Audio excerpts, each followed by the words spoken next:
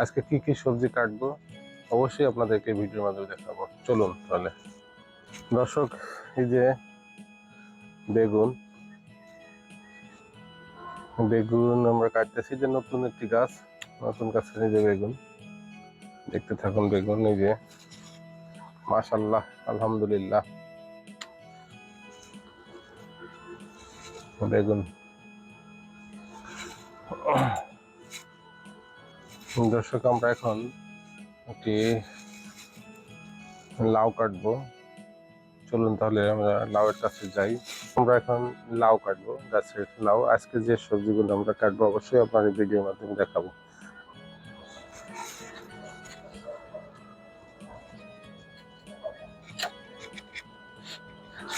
এই যে লাউ, দর্শক যে আমরা লাউ কাটলাম।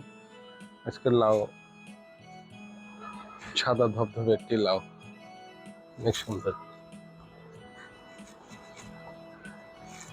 লাউ। গাছে আরো যে লাউ আসছে, ইনশাল্লাহ লাউ খেতে পারবো। এই যে লাউ, আরো আরো লাউ আসছে গাছে।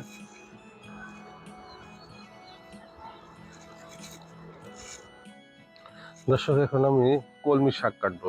কলমি শাক আপনাদের আজকে কি সবজি কাটলাম অবশ্যই দেখাবো। কলমি শাক, কলমি শাকের লতা কত বড় লতা হয়ে গেছে।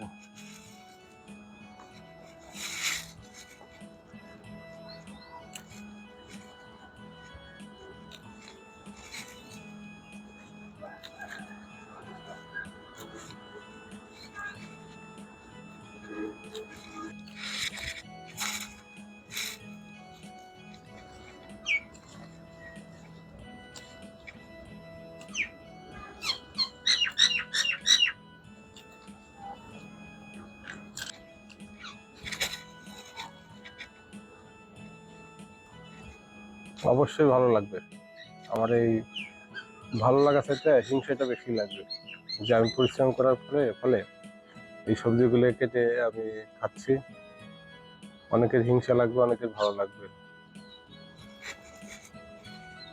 মাশাআল্লাহ, আলহামদুলিল্লাহ।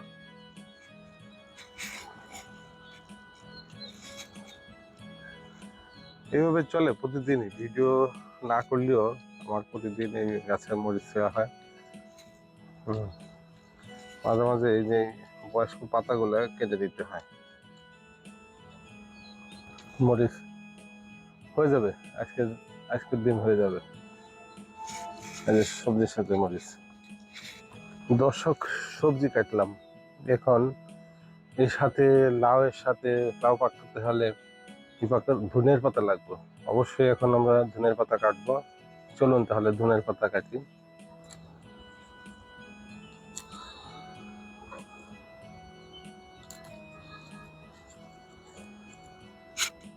এই সবজির সাথে ধনের পাতা এটা ভালো লাগবে। যতগুলো আছে বটবটি, একবার একটু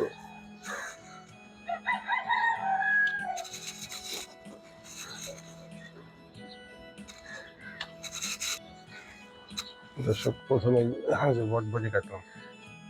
কি কি সবজি কাটলাম আমি আপনাদেরকে দেখাবো। দেখুন কি কি সবজি। সবজি হচ্ছে যে কলমি শাক,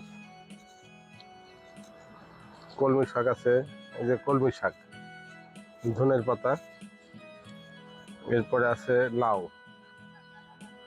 বেগুন, এরপরে আছে এই যে বটবটি, এরপরে আছে কাঁচামরিচ। এই সবজিগুলো আমরা কাটলাম, সবকিছুই আমার এই মিনি ক্ষেত থেকে আমরা এই যে কাটলাম।